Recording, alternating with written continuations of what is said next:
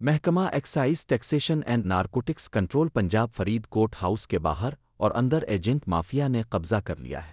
New motor registration token tax ownership تبدیلی سمیت متعدد مسائل کے حل کے لیے آئے ہوئے سائلین کو مین گیٹ کے باہر ہی ایجنٹس نہ صرف گھیر لیتے ہیں بلکہ چند دنوں میں کام کروانے کا دعویٰ بھی کرتے ہیں۔ فرید کوٹ ہاؤس کے باہر ایجنٹس مافیا اتنا مضبوط ہے کہ فائل کی تحریر تکمیل سمیت تمام کام باہر سے ہی نہ صرف ہو جاتے ہیں بلکہ سائل کو اندر جانے کی بھی ضرورت نہیں پڑتی ہے۔ جگہ جگہ ٹولیوں کی شکل میں جوان اور ڈھلتی عمروں کے ایجنٹس کی نظریں ہر وقت شکار کی تلاش میں ادھر ادھر گھومتی نظر آتی ہیں۔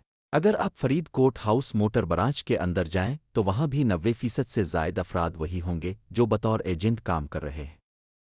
محکمہ ایکسائز کے اہلکار بھی انہی ایجنٹس کے کام ترجیحی بنیادوں پر کرواتے ہیں کیونکہ ادھر سے انہیں ایک فکس ریٹ کے حساب سے روزانہ کی بنیاد پر شام کو وصولی ہو جاتی ہے۔ اس حوالے ڈائریکٹر موٹر برانچ ریجن سی قمر الحسن ساجد کا موقف لینے کے لیے ان کے دفتر پہنچے تو پتہ چلا کہ صاحب بہادر ابھی تشریف نہیں لائی ہیں۔ بند کمرہ اور باہر کھڑے ہوئے سائلین محکمہ ایکسائز کی انتظامیہ کا منہ چڑھا رہے تھے، جبکہ باہر کھڑے ایجنٹس اسی چکر میں ہر طرف پھیلے ہوئے کہتے ہوئے نظر آتے ہیں کہ کوئی کام ہے تو بتائیں۔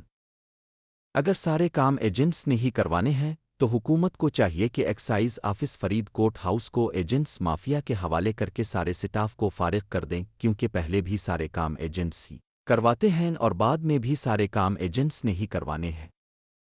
انتظامیہ اس حوالے کوئی مربوط ایکشن کیوں نہیں لیتی ہے؟ ایجنٹس اس آزادی کے ساتھ کس کی اجازت سے دفاتر کے اندر گھس جاتے ہیں اور ان کے خلاف مقدمات کے اندراج سمیت کوئی قانونی کارروائی کیوں نہیں کی جاتی ہے؟